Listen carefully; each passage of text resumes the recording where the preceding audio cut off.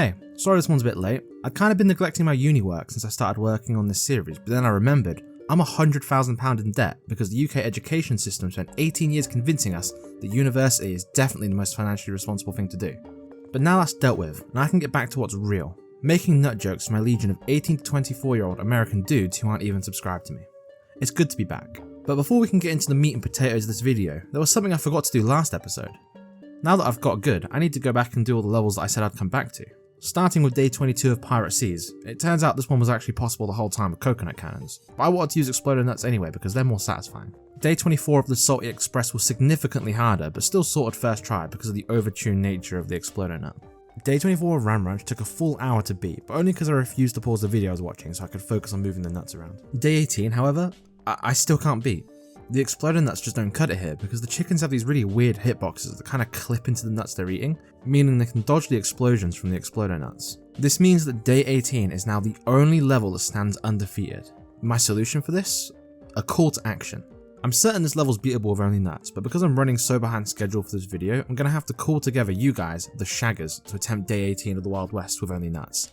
If you can successfully beat the level and upload proof in my Discord server, link in description, then you can unlock the unique role in the server, which naturally comes with unparalleled social status and Discord bragging rights. Anyway, now that we're finally caught up, it's time for the next chapter in my adventure, the Lost City. Day 1, as always, is an introductory cakewalk, but I'm really not sure how to feel about the world's gimmick. The Lost City is littered with sun tiles, which basically act as a sunflower. On one hand, I actually get to experiment with my nut setups and actually get to use some bougier nuts for once, but at the same time, I like the adversity of the extreme environmental challenges. Maybe the zombies in this world will be extra tough to compensate. Day 2 introduces us to the Red Stinger. PopCap was really proud of the Red Stinger's design because they make you use this all throughout the world. And I get it, he is pretty cool. What's upsetting to me is that he does what the Peanut tries to do but so much better. The Red Stinger is a repeater that can also become an emergency walnut in a pinch and is somehow 50 sun cheaper. Whilst the Peanut is simultaneously a pea shooter and fucking awful, despite being a premium plant. But to be fair, the Peanut being so bad is actually quite a large part of his charm. I wouldn't want him to change. Day 4 introduces us to 2 new zombies, which does draw red flags for the pacing of this world, but to be fair, the Lost City actually probably has the best pacing of the entire game so far. They introduce a steady pace of zombies throughout the entire world, meaning that the end of the world still feels quite fresh. First we've got the parachute zombie. Thankfully they're not like the bungee zombies from the first games. Those vile misanthropes were the absolute bane of my existence as my childhood. You gotta be crazy if you think 10-year-old Shagrot was paying for that plant that literally did no damage. The parachute zombies might do something special, but I paid so little attention to them I really don't know. The other zombie introduced here was the shovel zombie, and it feels really early to be dropping an enemy of this guy's caliber on us.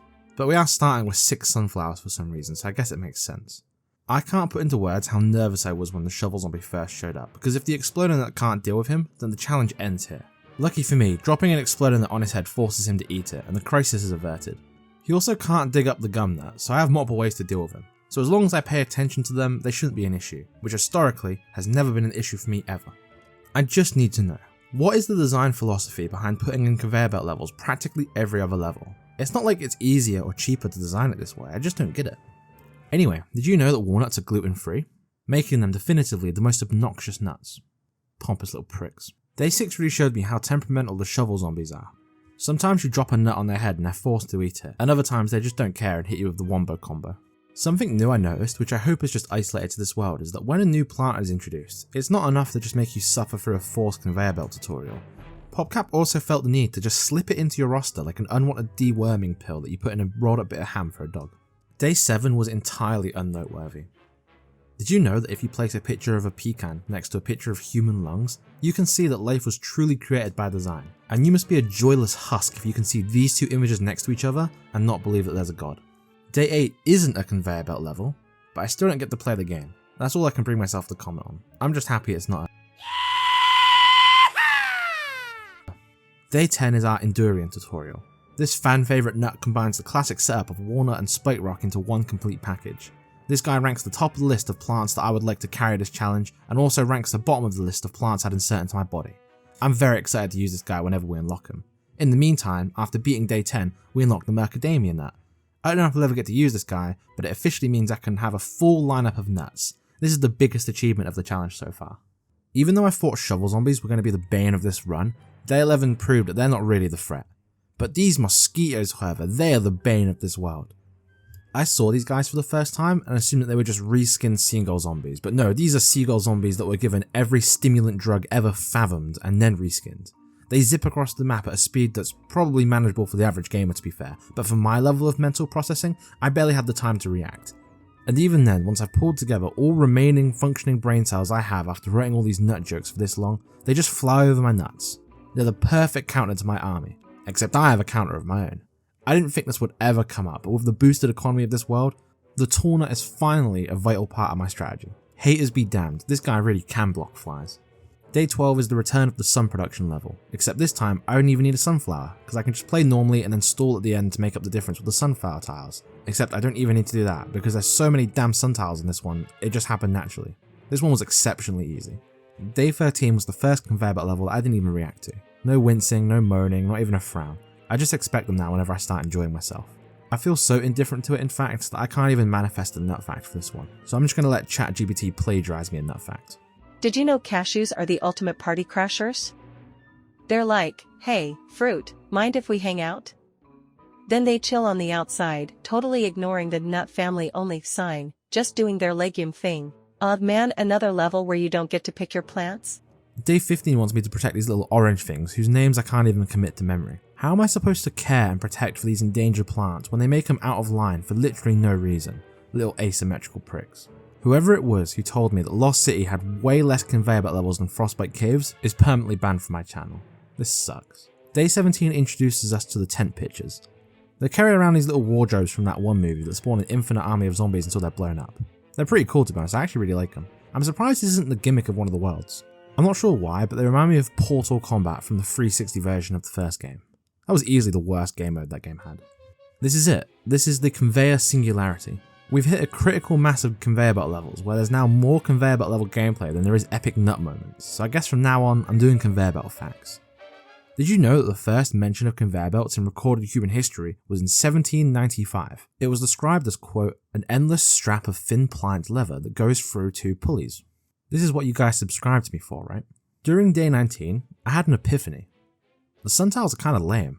Having access to so much sun kind of takes away one of my favourite aspects of the challenge. I liked that I had to try and make the most out of my limited resources. I genuinely find that really fun. I'm not going to try and avoid the sun tiles going forward, because that'd be too pedantic. Instead, I'm going to stop using the exploder nut for the time being, and try and carry the hardest levels this world has to offer with the original crew. And the gum nut. I think Twitch chat would have skinned me alive if I left out the gum nut. Day 19 was actually pretty smooth without the exploder nut, except for the host of mosquitoes that made it not smooth in the slightest. This level took several tries, cements the no exploder nut idea, as this was so much more fun than all the levels so far. Day 20 looks like it's straight from the thumbnail of a Plants vs Zombies content farm channel. This level was insanely hard due to the monstrous amount of zombies that spawn, but actually it wasn't hard at all because we have 13 sunflowers to use for free. In this one there was a shovel zombie that managed to dig up 5 plants in 3 seconds, which that was not my proudest moment. Day 21 is a demo for a premium plant. This is the first time I've done this. Like, I think the toadstool is a really cool plant, but getting a level dedicated to a plant you need to spend real money on is really lame. When I was making the first part of this challenge, when I was sitting at 27 subscribers total, I watched every single Plants vs Zombies 2 challenge video there was on YouTube to get a feel for the pacing and narratives. But I mostly half watched them on one monitor while I was playing the game. So when I heard there's a level out there that can be beaten only using sun shrooms, I was so excited to make it all that way so I can gloat about soloing a level with just a walnut. It felt like it was forever away. But now after tens of hours of gameplay, hundreds of hours of video editing, and tens of thousands of subscribers later, I finally made it to that sacred level. And you don't even get to pick your fucking plants. This stinks. I almost failed this level by the way because I kept missing the tiles. I just want to clarify that even though I sound really negative in this video, I'm still having a lot of fun playing the game. Most of my frustrations from the game come from the content creation side of things. There's ultimately nothing wrong with not being able to choose your plants, and even the conveyor belt levels have their place. Day 23 was the strongest showing from the cum nut yet. Without the exploder nut, we just don't have the DPS to deal with such a vein bulging brute. But the gum nut scum is so strong it can hold down a gargantua permanently.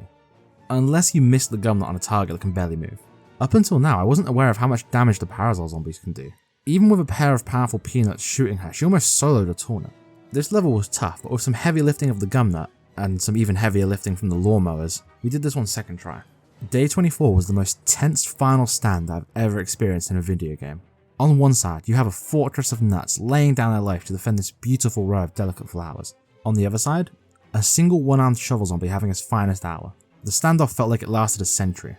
I tried placing a peanut between him and his shovel, I tried bringing out the explosives team, I even tried letting the Mercadamian nut do anything. I hate that name by the way, but as suspected, he did not do anything.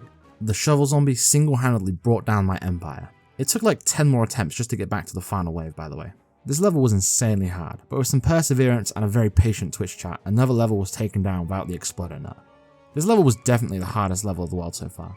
Day 25 gives you a selection of pre-selected plants, but it does let you pick 2 plants to use. This is the kind of level I want to see more often. I still get to play the game I want to, but under a restriction of limited plant slots. I love these levels. Luckily the coconut cannon is one of the pre-selected plants, so we have some extra firepower. The gum nut's an obvious choice. The peanut's so versatile, clearing off chaff while still stalling, and it's easily the best plant to put on the gold tiles. But without the tall nut, I'm completely open to the mosquitoes. The plot twist here is I spent more time deciding on what plant to do than I did playing the actual level, because this one's really short. It's only 2 waves long and the waves themselves aren't that big. My holy cannon setup was enough to sweep the entire level. Even though shovels completely block the coconut cannon fire, you can catch them with the splash damage and the plant feed will just go through them. This level was odd. I had heard that once you unlock the tobacco leaf, the game dries up on the gold tiles, but man, they weren't kidding. We're down to a single gold tile in this one, forcing us to return to the classic peanut spam, just like the old days. I'm not sure how I was able to clear this one first try. It came down to a single lawnmower and the clutch coconut cannon plant food. Also, for future reference, if you ever see a conspicuous looking gum nut chilling at the back of the level, it means I was using it to store its plant food. It never works out, but I never stopped trying. I was warned from the start of this world that the turquoise skull zombies would be the hardest zombie that I have to deal with in the entire challenge so far. First of all, it's kinda cool to be introduced to a zombie so late in the game. There's only a couple levels left, so it makes them seem really elusive and almost like a final boss. Secondly, this is just a random observation that I had, but unlike every other zombie that's holding something in front of them, the turquoise skull doesn't actually protect the zombie. So you'll just be lobbing peas at the skull and random arm will go flying off. Lastly, his turbo death laser wasn't too scary. It doesn't instantly kill whatever it hits, so the tall nut can actually survive one of his blasts. And I was spamming those anyway to deal with the mosquitoes. They're still tough though when they come piling in at the back of a big wave.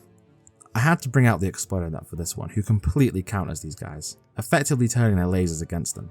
Overall I like the skull guys, but I feel like it's a movie reference that I'm missing. Day 28 is another one of those tile levels, so it doesn't let us nut. Since I'd never actually played this world before and I was watching those challenge videos, I honestly thought someone had edited the rolling ball in as a joke because they look so out of place. At the time, I thought day 29 was the final nuttable level, but there's actually 32 levels in this one. We're given a V formation to work with. The sun tiles being so far up and weirdly placed was not a challenge. The real challenge was the entire air force of mosquitoes we had to deal with. I wasn't exaggerating earlier when I said the mosquitoes were the real boogeyman of this world. They're by far the biggest obstacle. I knew very quickly that the exploder nut was going to have to come out, but even then they can't deal with the mosquitoes. My only hope for this level was to set up a row of tall nuts ASAP, but even with the boosted income of the gold tiles, they have a long recharge time. Luckily, the cheap and quick buster nut supplements the setup, and after way too many attempts, the bugs are squished. This one's the new highest level of this world. Day 30 was the most hectic layout yet. We got so much sun from this one I didn't even know what to do. I was just spamming random nuts in random spots and it kind of worked out. Out of curiosity, do you guys even use the sunflower for this world? I feel like the sun economy for this world is so out of whack that it puts difficulty all over the place. This one was far easier than most of the levels that came before it. Day 31, the final level of this challenge, is a gimmick level with no nuts. It's sad but expected at this point. This one was pretty fun though. I have a real soft spot for the magnifying glass, and this was probably the most the world actually utilises its world gimmick, using the sun tiles to fund the magnifying glass. It's a shame that we've been denied our last nut like a misbehaving gimp, but at least this one was a cool level. After having to actually fight the zomboss for once because I spent all my power up money speedrunning the last zomboss, the world comes to an end. We're now 5 worlds deep into the game, and you can really feel the difficulty ramp up with each one. Except this one. This world was perhaps the easiest one so far. It's a shame that the sun tiles were just too much of an advantage for us, but the hard levels of this world were still very hard.